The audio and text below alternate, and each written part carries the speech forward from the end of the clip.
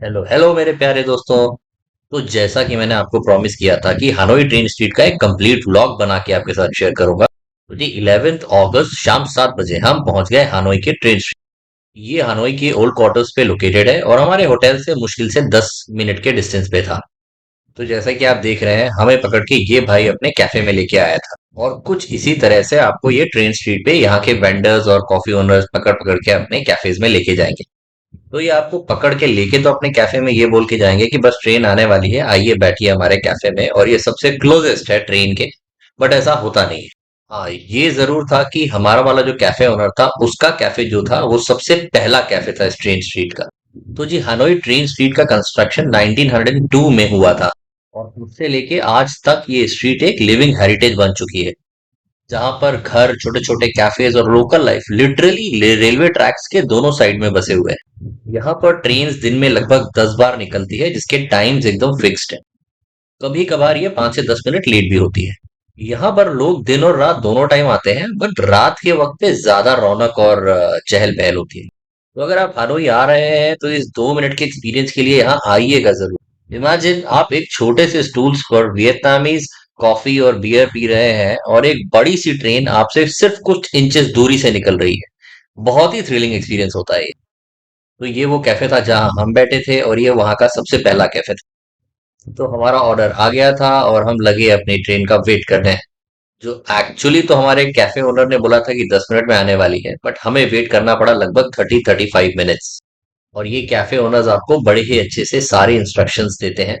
आप ट्रैक के दूसरे साइड बैठ सकते हो, बट ट्रेन आने के दौरान आपको क्रॉस करके कैफे के अंदर वाले एरिया में आना पड़ता है। वो देखिए सामने वो जो चेयर्स हैं, हमें वहां जाके बैठना होगा ट्रेन आने पर। तो ये कई बार आके रिपीटेडली ये इंस्ट्रक्शंस देते हैं। और ये देखिए ये वियर कैप्स जो है ये रखते हैं फॉर द मेमोरी, जो आप ले जा सकते हैं अपने साथ। और जितनी देर आप वहां बैठे रहेंगे उतनी देर में, थोड़ी थोड़ी देर में कोई वेंडर्स आएगा। कभी फ्रूट वेंडर्स आते हैं वहां पे, कभी अलग अलग सोविनियर्स के वेंडर्स आते हैं, कपड़ों के आते हैं, हैंडीक्राफ्ट्स के आते हैं। तो हमने भी वहां से कुछ फ्रूट्स वगैरह लिए। फ्रूट्स की क्वालिटी तो दोस्तों वियतनाम में एक्चुअली अमेजिंग है। और बड़े यूनिक टाइप के फ्रूट्स यहाँ मिलते हैं, तो इसलिए हमें जब जब जहां जहां मौका मिल रहा था हम फ्रूट जरूर ले रहे थे। बट ये लोग नेगोशिएट ज्यादा करते नहीं है। वहां जो लोकल वेंडर्स आ रहे थे ट्रेन स्ट्रीट में, ये ज्यादा नेगोशिएट कर नहीं रहे थे। तो हमने कुछ ज्यादा सामान लिया नहीं। यहाँ से हमने दो टी शर्ट्स भी ली। इसका फैब्रिक काफी अच्छा था। और एज अ मेमोरी हम ट्रेन स्ट्रीट की टी शर्ट्स लेना चाह रहे थे। तो एक ब्लैक और एक वाइट टी शर्ट ली। ब्लैक वाली तो मैंने तुरंत पहन ली।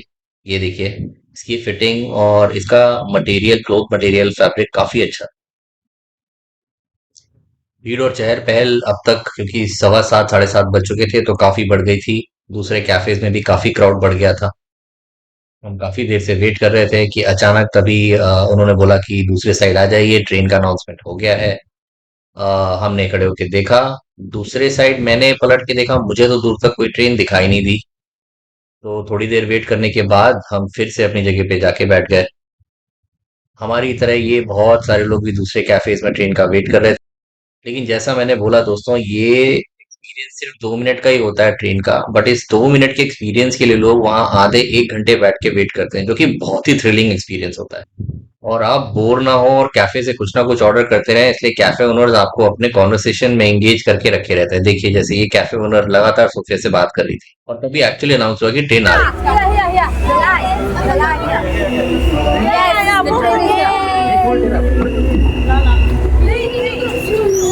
अपन और फाइनली लगभग आधे पौने घंटे के वेट के बाद ट्रेन सचमुच में आई।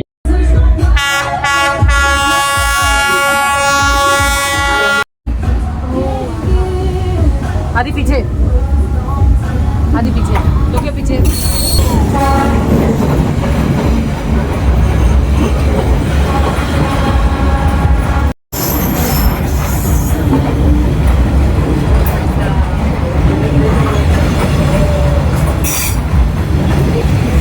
तो जैसा कि दोस्तों मैंने आप लोगों को बताया कि सिर्फ इस एक 2 मिनट की ट्रेन पासिंग के लिए लोग यहाँ पे आके आधे आधे एक एक घंटे बैठते हैं। हमारे लिए तो ये एक्सपीरियंस बहुत ही अनफॉरगेटेबल और थ्रिलिंग था। मैं आप लोगों को भी रिकमेंड करूंगा कि अगर आप हनोई जा रहे हैं तो ये एक्सपीरियंस जरूर लीजिएगा। तो दोस्तों आपको मैंने अपने पिछले ब्लॉग में बताया था, हमारा अगला ब्लॉग जो होगा वो पूरा हलॉन्ग बे ट्रिप का होने वाला है। ये एक ब्यूटीफुल क्रूज ट्रिप होने वाला है, तो व्लॉग देखिएगा जरूर। तो दोस्तों, अगर आपको हमारे ट्रैवल व्लॉग्स अच्छे लग रहे हैं तो प्लीज उन्हें लाइक करिए, कमेंट करिए, दोस्तों के साथ शेयर करिए, हमारे चैनल को प्लीज सब्सक्राइब कर लीजिए और बेल आइकॉन दबा दीजिए ताकि हमारे लेटेस्ट व्लॉग का अपडेट आपको इमीडिएटली मिल जाए। अपना और अपने परिवार का बहुत ख्याल रखिए। Take care, bye bye. Think I've been here before. I know